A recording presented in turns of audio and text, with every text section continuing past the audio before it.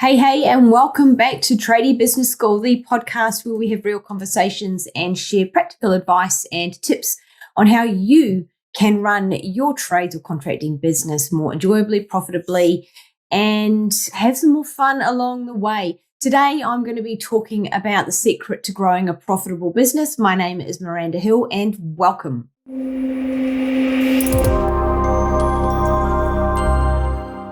I'm going to have a chat to you about how you can achieve your goals by thinking better today. I'm going to share a model that will help you do this. You may have heard of it, you may not. Either way, I'm sure that listening to this again is just what you need to help draw your attention to ways in which you could think better to get the results that you want and deserve. So this is a conversation because you have made a decision to run a business, right? You've made a decision to run a business, to serve your clients as best you can, to serve them in an outstanding manner, to be the best manager of your staff and team, to not be mediocre, to not be beige, to not be average. No one aspires to that. You are all seeking to add the greatest level of value to your business, to your clients, and to your teams. And you deserve the chance to unlock your abilities, to unlock the possibility for you to achieve your goals and success, whatever that may be. Now, I was having an amazing conversation, in fact, just yesterday with one of my private clients about this. And I said, I've got to talk to Tradie Business School about this because this applies to all people everywhere, myself included. We all face challenges in our lives, business ownership especially. We all face challenges in business. It's business. You know, no person has it all together. Nobody has their shit together, despite the facade that they may put up. You know, the business that say across the industry, lot from you that always seems to be booming with looking like they're making a profit. You really do not know what their profit and loss is saying. You don't know. You don't know whether the clients they're serving is profit. You do not know whether or not they are running invoice to invoice, bill to bill, month to month. Your journey as a business owner is a journey of constant growth. It has to be. It must be. Whether you're enjoying it or not, you are constantly growing. You're constantly stretching and you are constantly facing new challenges. I mean, goodness, just think of the last couple of years and the challenges that is thrown up for business owners. The good news is, though, that every single one of us has got the opportunity to learn new ways of thinking that will afford us better chance of achieving our dreams, of achieving our goals and achieving the successes that we want. That profitable business, that time off, the desire to not have your business be shackled to you morning, noon and night. To be able to step away and breathe and know that it will not collapse in a flaming heap if you turn your back on it. We all deserve the chance to improve our results, to improve the results that our teams achieve and to improve the results that you achieve for your clients. But, in the beginning, wherever you are at in business and whether you've set your goals ages ago or just today, or you're thinking, oh shit, maybe I need to set myself a goal. In the beginning, there is always a gap between where we are now and where we want to be. And that gap may be in awareness. You may not know what you're not aware of. Maybe a gap in your competence or skill level. It may be a gap in just the how-tos. What do I need to do to get there? It may be some other kind of gap. It can often feel perhaps overwhelming or difficult or challenging. I know many of our clients face difficulties and challenges a lot of the time. It's business. It's really, really important to realize, though, that these challenges are not a reflection of our capacity, but rather a reflection of our current experience and a reflection of our thinking. That's the key, a reflection of our thinking. So, whatever the limitation we may be experiencing is directly related to how we're perceiving the experience through the filters of our awareness. As human beings, we are meaning making machines in a meaningless world.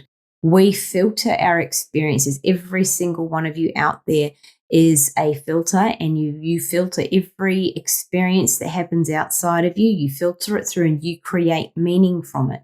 And that meaning is unique to you. Nobody else will have the same meaning, even if they are standing right next to you. Have you ever noticed occasionally that you both watched, two of you or you and somebody else watch the same event and what you see is different? Perhaps you watch a movie and you both notice different things in that movie, things that neither of you saw. You take a different message from the movie. So those are all examples of how we filter our worlds. We all do it. So what above the line and below the line does, so I'm going to talk a little bit about above the line and below the line. It's a model. You may have heard about it before. If you have, stick with me. I may describe it to you in a different way. If you haven't, then also stick with me, because this will be, it'll be a game changer, pun intended. A game changer. I know that every time I've worked with this with any clients within Tradie Business School or other private clients, that it's something that they go, wow, okay, I'm seeing my world in a different way. I'm seeing the choices I'm making in a different way. I'm seeing how my team members are reacting in a different way, and I'm thinking of different ways that I could manage things. So what it does is it's a model. Above the line and below the line, and it enables us to hold a comparison against the model, comparison against how we are responding in any moment against the model. And it's a proven structure to deliver resourceful outcomes, to deliver the thing that we desire or want that's positive and not negative. It's been said, I think it was Einstein, forgive me if I'm wrong, but the quote is really what I wanted to share with you. And that's something like problems cannot be solved with the same level of awareness that created them. And this is really a way, I suppose another way of saying this is that we cannot solve our problems with the same kind of thinking that we use to create them. There must be, and there has to be, a more resourceful way, a better way of approaching the problem or challenge to solve it. It has to be. And above the line and below the line, this model, it will allow us an opportunity to, reference our thinking, to compare our thinking or response against our desired outcome or not. So we can think, are we getting the thing? Are we achieving or heading towards the goal or outcome we want? And if we're not, what's another way of thinking about it? Or what could be possibly some of my blocks? So what is above the line and below the line? Well, it's a model that is commonly referred to when we look at fixed and growth mindsets. You might have heard of fixed or growth mindsets. It's when we look at it's a way in which we look at how people navigate the world around them, how they accomplish the results, or perhaps how they are restricted in their ability to achieve the outcomes or results that they say that they want. That's when we see this model at play.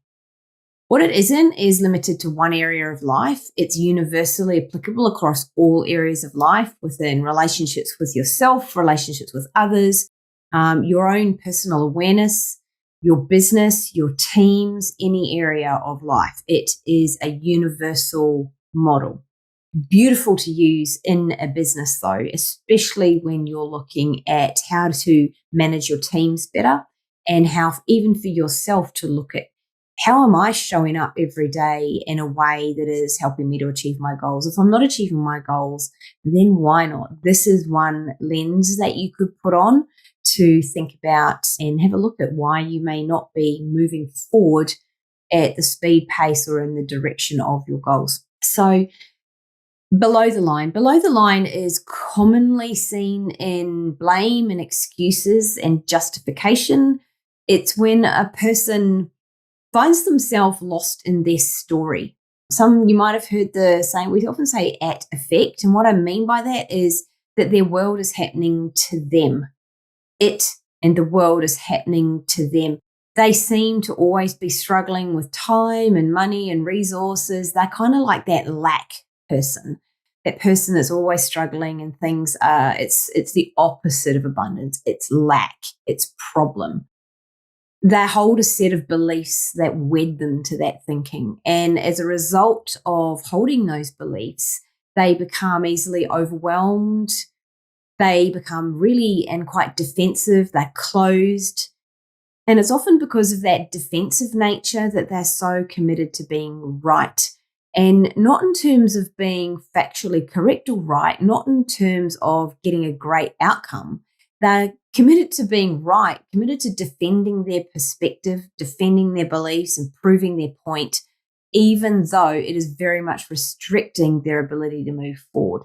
Now, I was talking with a client last week, and with every opportunity or every opportunity or possibility that I raised, it was, but the problem with that is, the problem. He was below the line all of the time. It was a constant, the problem with that is, I can't do that because. So I'm sure you have encountered someone like that, somebody in your life at some stage. So some of the things that you will notice in below the line is blame, excuse, denial, staying stuck, doing nothing, inaction, being a victim, blocking of themselves and others. They see problems just like that client I just spoke about. They will feel like they have no control. It's happening to them. They find fault, they nitpick, and they see failure, perceive failure in themselves. They see failure happening. They catastrophize everything. So that's the below the line. Above the line, on the other hand, is all about ownership. It's all about accountability. It's all about responsibility. Above the line shows up in somebody by them being really openly curious. They're transparent. They're really committed to learning. They are all about questioning their beliefs. Wow, what am I not aware of? Wow, okay, that's a belief I've held. I'm going to question that belief. Is it serving me? They're playful and open and really present to the moment, present to finding answers to things and curious about it. Often what you'll see when you meet someone who is living and behaving above the line is someone who makes decisions quickly. They will own things. They have hope. They see possibility. They solve things. They're problem solvers. They take responsibility, as we just mentioned. They're really into finding a better way. So even if something's been done really well, say, is there a better way of doing this? Is there another way of doing this? What's possible here? The typical of what I often see in trades ed is the can-do attitude, which I think is a term that gets thrown around all the time in job ads. Must have a can-do attitude, but really, what is a can-do attitude? And I know you know it when you see it. It's just very common to write in a job ad. And honestly, I don't think anyone's going to show up and go, I have the opposite of a can-do attitude. I've got a can't-do attitude. Can I still apply? Above the line is someone who seeks feedback and loves to provide constructive feedback. They take accountability and they take action. So that's above the line. So how does it all work then? Think about this for a moment. If our beliefs determine our decisions, and our decisions determine our actions, and our actions determine our outcomes, then the level of ownership that we have around our beliefs for any situation, the level of accountability that we take around any situation, and the level of responsibility that we're willing to take around any situation is going to determine the types of and the quality of the decision that we make. The quality of the decision we make is key there. Because if we are making high quality decisions, then our high quality decisions will provide us with high quality actions. And because we're taking high quality actions, we're going to achieve high quality outcomes. We're going to grow and go from strength to strength. Think of it now through the opposite. It's also true. If the quality of our beliefs were to be or are locked up in defensiveness, are locked up in blame, and are locked up in excuses and locked up in justification, then our decisions are going to be low quality. And because they're low quality, we're going to and likely to take low quality actions, which will lead to low quality outcomes. And none of you out there listening, wherever you are out there to seek low quality outcomes, shit results. It's not what you're out there for. So I wonder if any of you are wondering as you're listening to this, going, oh, okay, right, I get it, right. Above the line, good idea, Miranda. That's where I'm going to play. But why does this happen? Like, why do people do this?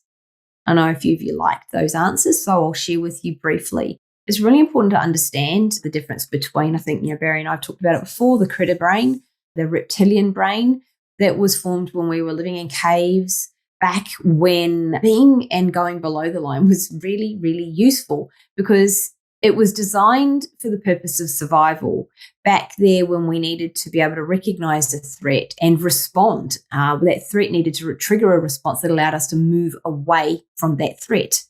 Back when there were saber-toothed tigers, it's just not useful these days though. Back then, there were saber-toothed tigers as well as threats to identity and ego. However, now there are no tigers. There are just threats to identity and ego, and that's where below the line still comes in. Our unconscious mind has no idea that it's 2022. It has no idea and doesn't know the difference between the chemical reaction that happens in our body. I think there's a hormonal release. It does not know the difference. The chemical reaction in our body when we fear something, we recognize a threat, is exactly the same for a threat to our ego or our identity as it is to, that tiger that's trying to kill us. So what our unconscious mind does is hijacks our capacity to think critically and rationally and creatively, and it restricts us to a default that's like that fear, fright, or freeze response. So you've heard of fight or flight, and that's why that all exists. It's like this default position. So we have got to work really hard at overriding this as human beings now living in this modern world. If we drop below the line and those are our responses, our outcomes will be restricted to below the line, low quality outcomes. The thing is now, though, that as you've all heard me talk about this, you have conscious awareness now. You know about it. You're aware of above the line and below the line. You're aware of why this all happens. So now you have the ability to make different choices, to make a choice about where you choose to play, above or below. And if you do choose that, to live and play above the line, your brain will then begin to access the left and the right brains, the logical and creative areas, and enable you to come up with solutions about opportunities that are available, to be able to solve problems that you face. And it's a little bit like it's a muscle that you have to build. So the more time you spend above the line, the more you build that muscle. So you have to practice it and keep at it. And if you know that there's a habit of yours to slip below the line, and it may not be all the time, it may be in certain situations, just notice in areas of your life where you go, wow, okay, I tend to drop below the line when I have conversations with this person, or I tend to drop below the line when I've got a lot on and I have a really stressful week. Just notice that, and those are times to make different choices. It's all a choice. Because if we make that choice and start building that muscle, the result is that now that we're accessing both sides of our brain in a resourceful, functional way, we will begin to start to experience high quality outcomes. We have to. And this will build incrementally, win after win after win. So we can choose to exist above the line or below the line. It's a choice we all have. No one is the exception. We can all choose this, to live above the line. And if you do choose to live above the line, then your life will change as a consequence. Your business will change as a consequence. Your relationships will change. The people around you will begin to respond to you differently because you're choosing to exist above the line. So the simplest way to do this is to ask the question before you respond. Is this above the line or below the line? Count to 5. Mel Robbins has got the 5-second rule to take action. Count to 5, take action. Let's apply the 5-second rule here to, instead of reacting, you respond above the line. So event happens, thing happens, you have a moment to make a choice. Count to 5, choose to respond from above the line. Ask yourself, is this above the line or below the line? There is always a moment in time where you have the choice whether to react or respond. Your world will reflect back at you who you are being. Your world is your mirror. It's an extremely powerful question to ask that will help you to determine the results that you achieve in your business. It's that simple. So where do you choose to exist? I think I know the answer. I can hear all of the echoes of all you in your cars, everywhere, you're sitting at work, running down the road, going above the line. Of course, Miranda, for goodness sakes, who in their right mind will go, no, I choose to live below the line. Believe me, there are people that do choose to live below the line. However, I know it's not any of you. And often those that are there often don't have full awareness of what they're doing, or they're so stuck and wedded to their story. It's so entwined with who they are that they don't know a better way, and it terrifies them to do anything else. However, as a business owner, if you are committed to changing your business, to getting better results, to having more positive outcomes, to achieving the freedom and the time off that you want so much, then you must choose to live below the line. And if you're still listening, I would say you're one of those business owners. You must take responsibility for the outcomes that you get or don't get, and start building the muscle to live above the line more consistently. And as you do, you will build trust in yourself to get the outcomes that you most want from your business, to get the outcomes and the results that you most want for your world as a result of having a profitable business. So there we have it, above the line, below the line. I have had a ball sharing this with you today.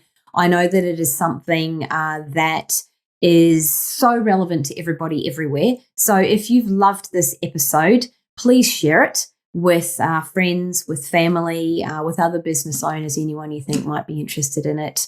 You know that listening to this is going to benefit them. If you haven't already joined Tradie Business School, our free Facebook group, which is called Tradies and General Contractors Global, then pop on Facebook, have a quick look and jump on in there. It's free. There is lots of new content and things in there, and join the community of other like-minded business owners. So that is all for today. Thank you for listening, and I will see you all next time. Bye-bye.